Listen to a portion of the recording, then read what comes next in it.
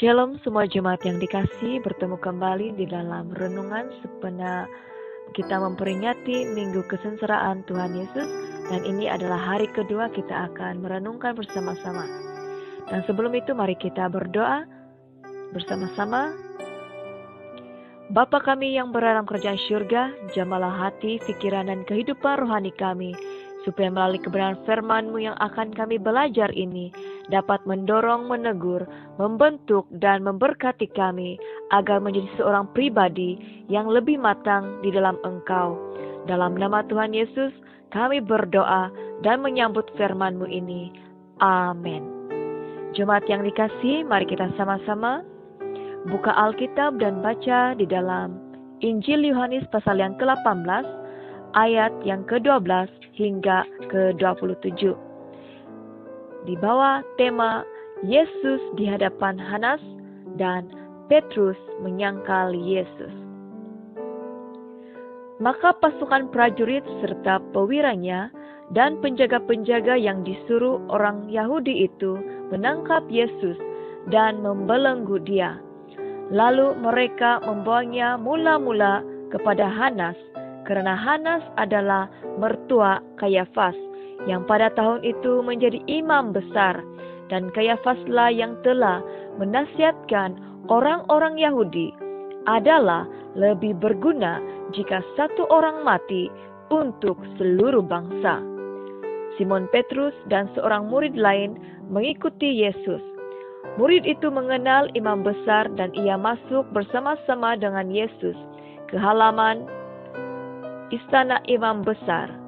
Tetapi Petrus tinggal di luar dekat pintu. Maka murid lain tadi yang mengenal imam besar kembali keluar bercakap-cakap dengan perempuan penjaga pintu, lalu membawa Petrus masuk. Maka kata hamba perempuan penjaga pintu kepada Petrus, "Bukankah engkau juga murid orang itu?"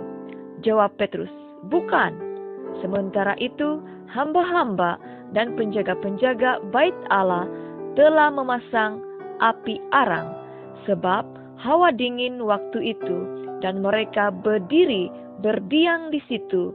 Juga Petrus berdiri berdiam bersama-sama dengan mereka. Maka mulailah imam besar menanyai Yesus tentang murid-muridnya dan tentang ajarannya. Jawab Yesus kepadanya, "Aku berbicara terus terang kepada dunia.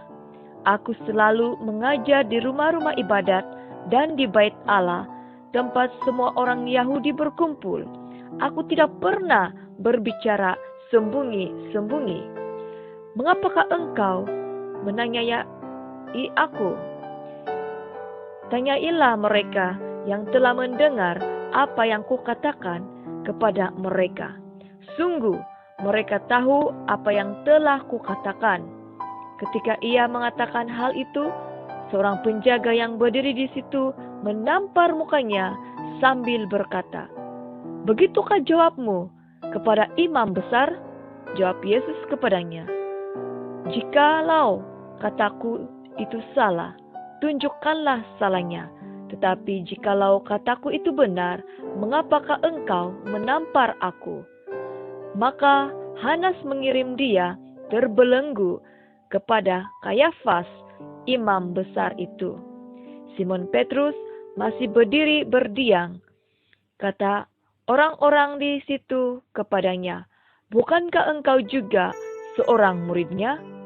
Ia menyangkalnya, katanya, "Bukan." Kata seorang hamba imam besar, seorang keluarga dari hamba yang telinganya dipotong Petrus, "Bukankah engkau kulihat di taman itu bersama-sama dengan dia?" Maka Petrus menyangkalnya pula, dan ketika itu berkokoklah ayam. Amin. Jemaat yang dikasihi, ini adalah hari kedua untuk kita memperingati Minggu Kesengsaraan Tuhan Yesus. Kemarin kita sudah mendengarkan dan belajar bagaimana Yesus ditangkap. Dan sesudah Yesus ditangkap dan dibelenggu, dia kemudiannya dibawa menghadap Hanas, karena Hanas adalah mertua Kayafas, yang pada tahun itu menjadi imam besar. Kayafas juga telah menasihatkan orang-orang Yahudi bahwa lebih berguna jika satu orang mati untuk seluruh bangsa. Ini sepertinya satu agenda terancang untuk sengaja membunuh Yesus. Namun, di sebalik semuanya itu, hal itu diizinkan terjadi agar semua nubuatan tentang Yesus digenapi. Ketika Yesus dihadapkan kepada Hanas, Simon Petrus juga mengikuti Yesus bersama dengan seorang murid lain. Di sini kita dapat melihat dan membayangkan betapa besarnya kasih Simon Petrus kepada Yesus, sehingga dia sanggup mengambil risiko untuk mengikuti dan mengekori Yesus dari belakang untuk melihat apa yang akan terjadi kepada Yesus. Melalui peristiwa ini kita belajar tentang beberapa hal. Yang pertama, ketika Yesus disoal dan disiasat oleh imam besar tentang murid-muridnya dan tentang ajarannya, Yesus menjawab dengan penuh berani, jujur, dan benar tanpa berasa takut, khawatir, dan cemas. Sehingga muka Yesus ditampar, tetapi Yesus tetap tidak memaki mereka, mencaci mereka, menghina mereka, dan sebagainya ketika dia diperlakukan dengan sedemikian rupa. Tetapi Yesus tetap berkata apa yang benar dan nyata. Apabila mereka tidak mendapati bukti untuk menuduh dan mempersalahkan Yesus, maka Hanas mengirim Yesus kepada Kayafas, imam besar. Kita boleh bayangkan bagaimana perasaan Yesus ketika dia disoal selidik dan kemudiannya mukanya ditampar tanpa apa-apa kesalahan yang dia perbuat. Jika muka kita ditampar oleh orang lain, sudah tentu kita akan merasa marah, merasa terhina, dan akan menyerang balik. Namun, Yesus tidak bertindak seperti itu. Yesus tetap mengawal diri dan emosinya. Yang kedua, kita belajar di mana ketika Simon Petrus mengikuti Yesus, ketika Yesus diperhadapkan kepada Hanas, dia juga telah diuji kesetiaannya kepada Yesus. Sebanyak 3 kali orang bertanya kepada Simon Petrus, apakah dia salah seorang daripada murid Tuhan Yesus. Namun Simon Petrus menyangkal, menindakkan, dan menafikan hal itu sebanyak 3 kali. Sebelum Yesus ditangkap, Yesus sudah memberikan peringatan kepada Simon Petrus di dalam Yohanes 13 ayat 38b. Sesungguhnya aku berkata kepadamu, sebelum ayam berkokok, engkau telah menyangkal aku 3 kali. Apa yang Yesus katakan itu benar-benar terjadi ke atas diri Simon Petrus. Pada kali yang ketiga, Simon Petrus menyangkal bahwa dia bukan murid Yesus. Tiba-tiba ayam berkokok. Lalu Simon Petrus teringat akan kata-kata Yesus kepadanya. Hal itu menyebabkan Simon Petrus merasa kecewa, terluka, dan merasa sakit hati sehingga dia menangis. Karena dia merasa sudah gagal menjadi seorang murid yang setia. Kita boleh bayangkan bagaimana perasaan Tuhan Yesus ketika dia melihat dan mendengar murid yang dia kasihi telah menyangkalnya sebanyak 3 kali. Yudas Iskariot telah mengkhianatinya, dan sekarang seorang lagi murid yang dia kasihi telah menyangkalnya. Jika kita di tempat Yesus, kita mungkin merasa sakit hati sehingga mengalami kelukaan yang dalam.